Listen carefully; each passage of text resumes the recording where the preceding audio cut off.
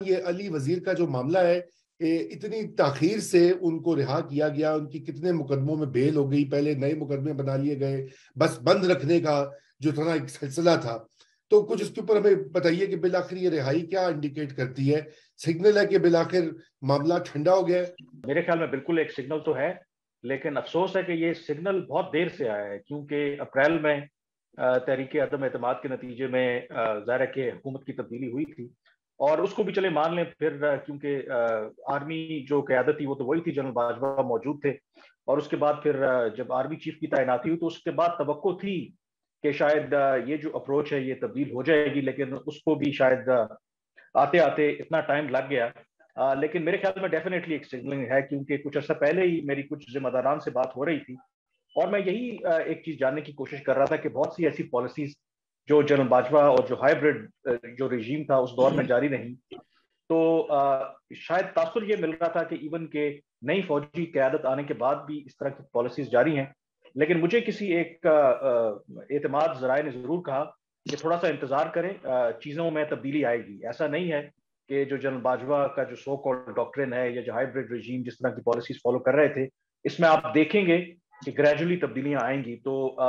یہ کچھ دن پہلے میری ان سے بات ہوئی تھی، اور آج علی وزیر کا اس طرح سے رہا ہونا، تو اس کا مطلب ہے کہ شاید ہم توقع کر سکتے ہیں کہ آئندہ آنے والے مہینوں میں، ہفتوں میں تبدیلی آئے گی، اور ڈیفینیٹلی ایک بہت بڑی سگنلنگ ہے، اور ایک علی وزیر کے لیے ایک ریلیف بھی ہے. اور جو پی ڈی ایم حکومت، ظاہر ہے کہ ان کو انہوں نے ووٹ بھی دیا تھا، ان کی حمایت بھی کرتے تھے، اور ان کے ہوتے ہوئے اتنا عرصہ لگ جانا یقیناً ایک لمحہ فکری ہے، بٹ ایٹ لیسٹ دیر آئے درست آئے. اب دیکھیں کہ یہ معاملہ آگے کس حد تک رکتا ہے، but at least I can say کہ یہ ایک پازیٹیو سگنل ضرور ہے کہ یہ جو باجوہ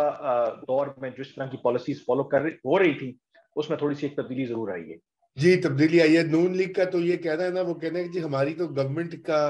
جو آغاز ہی 29 نومبر 2022 کے بعد ہوا ہے. کیوں شہباز میاں صاحب یہ دعویٰ جو ہے،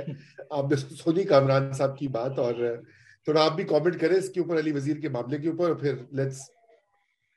دیکھیں کامران صاحب نے جو بات کی بالکل اسی طرح ہے، اور یہ ریاست کے اندر جو گفتگو کے ذریعے آئین کے اندر رہتے ہوئے کوئی بات کرتے ہیں، ان لوگوں پہ جو وقت تنگ کیا جاتا ہے،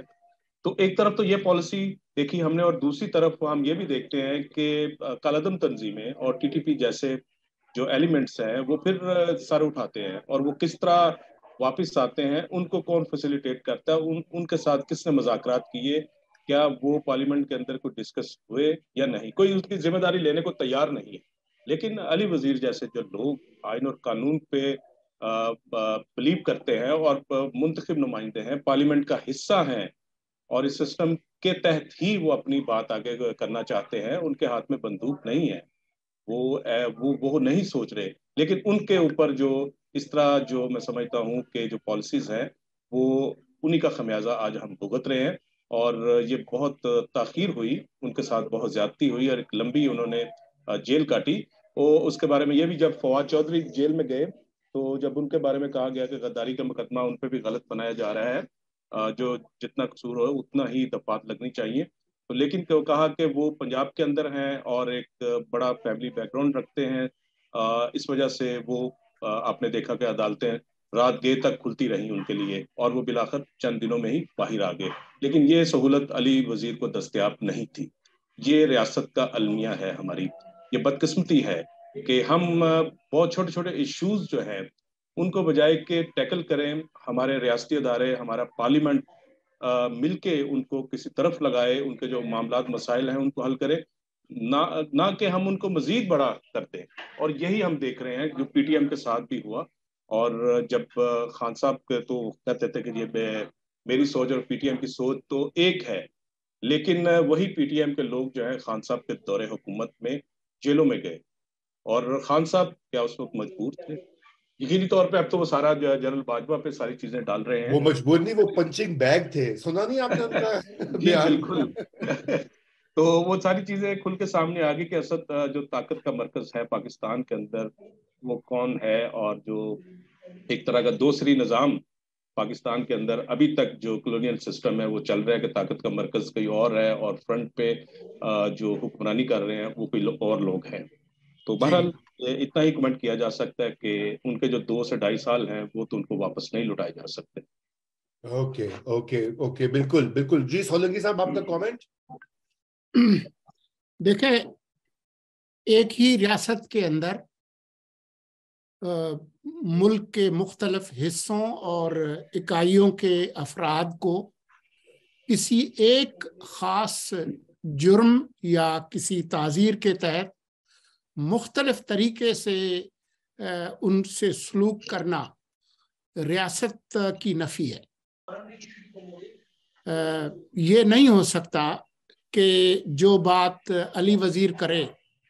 اس کے لیے وہ 2 سال تک جیل میں ہوگا اور باوجود ضمانت کے آزاد نہیں ہوگا، اور کچھ لوگ جو کسی اور علاقے سے ہوں، کوئی اور زبان بولتے ہوں، کسی خاص طبقے سے تعلق رکھتے ہوں، وہ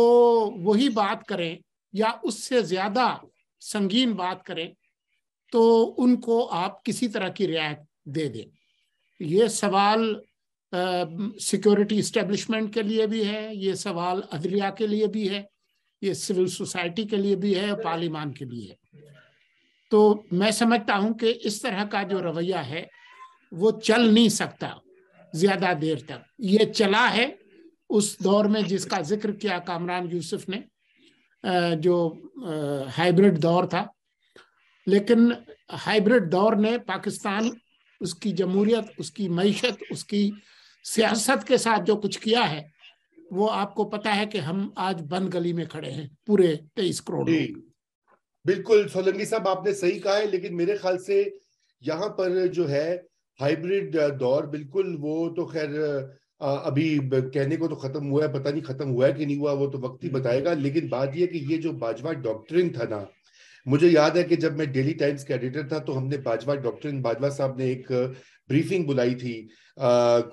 30-40 لوگوں کی، اور جس میں کہ انہوں نے اپنے باجوہ ڈاکٹرن کی جو اہم نکات تھے وہ ہائی لائٹ کیے تھے. لیکن میں سمجھتا ہوں کہ باجوہ ڈاکٹرن کا جو سب سے کیا اسے بولتے ہیں بدترین مثال جو تھی وہ علی وزیر کی گرفتاری تھی اور ان کے ساتھ کیے جانے والا سلوک تھا. اور یہ باجوہ ڈاکٹرن جس طرح سے ناکام ہوا ہے، ملک کی تباہی پھیری ہے، جہاں اور اس حد تک پھیری ہے کہ باجوہ ڈاکٹرن کے تحت جس شخص کو وزیر اعظم بنا کر مسند پہ بٹھایا جنرل باجوہ نے، آج وہ سب سے بڑا ان کا نہ صرف نقاد ہے بلکہ اس نے لاکھوں لوگوں کو اپنے پیچھے لگا کے تو جنرل باجوہ کی وہ درگت بنا رہے ہیں کہ میرے خیال سے پاکستان کی تاریخ میں کسی آدمی چیف کو اتنی زیادہ تو ماشاء اللہ کی ڈکٹیٹرز، مجھے یاد ہے کہ ضیاء الحق کے بارے میں بھی بی بی اور جو تھے وہ ہمیشہ محتاط وہ بات کرتے تھے. تو یہ تو کمال ہو گیا ہے، اور میں یہ سمجھتا ہوں کہ اس طرح کے ڈاکٹرنز فیل ہونے کے لیے بنتے ہیں. پلیز یہ ڈاکٹرن بنانا بند کر دیں، آپ کا کام نہیں ہے ڈاکٹرن بنانا. ڈاکٹرن پارلیمنٹ بناتی ہے، ڈاکٹرن دانشور بناتے ہیں، ڈاکٹرن جو ہے وہ پارلیمنٹ کی سٹینڈنگ کمیٹیاں بناتی ہیں، کابینہ بناتی ہے. وہ آپ کا کام ہی نہیں ہے. آپ نے وہ کام کیا اور ملک کو اس دورائے پہ لا کے کھڑا کر دیا ہے کہ آج پاکستان میں سمجھتا ہوں بند گلی میں کھڑا ہوا ہے، معاشی، سیاسی اور ہر طرح سے. اور دہشت گردی پھر سے لوٹ آئی ہے. پتہ نہیں، یہ تو بڑی لمبی بات ہو سکتی ہے، بہرحال ہمیں آگے موو کرنا ہے. تو صدر علوی صاحب کا دستخط کرنے سے جو گریزاں ہیں وہ نئے آرڈیننس کے اوپر، جس میں کہ نئے ٹیکسز اور ریونیوز کلیکٹ کرنے کے لیے فائنانس بل جو ہونا ہے، کامران اس کے بارے میں آپ کیسا دیکھتے ہیں کہ کیا وہ پی ٹی آئی ڈسٹنس کر رہی ہے اپنے آپ کو؟ اصل میں اس میں خبر یہ ہے کہ یہ تو آپ کو پتہ ہے نا کہ ہمارے اوپر جو آئی ایم ایف کا پروگرام ہے، وقت ہمارے پاس کم ہے اور جلدی ہم نے کرنا ہے. بہت سے پرائر ایکشنز لیے ہیں اس گورنمنٹ نے، اور جو منی بجٹ آپ کہہ رہے ہیں اس کا ایک جو شارٹیسٹ پاسبل وے ہے کہ آرڈیننس کے ذریعے آئے. تو اطلاع یہی ہے کہ آج وزیر خزانہ اسحاق ڈار صاحب کی ملاقات ہوئی تھی صدر عارف علوی سے. ابھی تو آرڈیننس ان کے پاس گیا نہیں تھا، لیکن انہوں نے تاکہ ایک اسموتھلی ساری چیزیں، انہوں نے صدر عارف علوی سے یہ ریکویسٹ کی کہ کیونکہ اس وقت آئی ایم ایف کا پروگرام بحال کروانا بہت ضروری ہے، تو انہوں نے ان کو پیشگی اطلاع دی کہ گورنمنٹ جو ایک آرڈیننس تیار کر رہی ہے، تو آپ جو ہے بغیر کسی ڈیلے کے فوراً اس پر دستخط کریں، اس کو جاری کریں تاکہ ہم آئی ایم ایف کی اہم جو شرط ہے اسے پورا کریں. لیکن اس ملاقات کے بعد صدر عارف علوی صاحب نے یہ کیا کہ ایک پریس ریلیز جاری کر دی اور یہ کہہ دیا کہ کیونکہ مشترکہ جو پارلیمنٹ کا اجلاس بلا لیا کہ یہ جو منی بجٹ ہے یا جو آرڈیننس ہے اس کو اس کے سامنے رکھا جائے. اب یہ تو عین اس جو توقع تھی یا ایکسپیکٹیشن تھی گورنمنٹ کی اس کے بالکل برعکس ہے. مین کے ایگزیکٹلی جو اسحاق ڈار صاحب چاہ رہے تھے کہ یہ اسموتھ طریقے سے ہو جائے, ہم آرڈیننس لے کے آئیں گے, آپ اسے جاری کر دیں, انہوں نے پھینک دیا پارلیمنٹ کی طرف. مین کے وہ اس کو ڈیلے کرنا چاہ رہے ہیں. اور آپ کو یاد ہے کہ آلریڈی اس طرح کا ایک کیس شوکت ترین صاحب کے خلاف چل رہا ہے جس میں انہوں نے IMF کا پروگرام بحال نہ کروانے کے حوالے سے ایک اٹیمپٹ کی تھی جب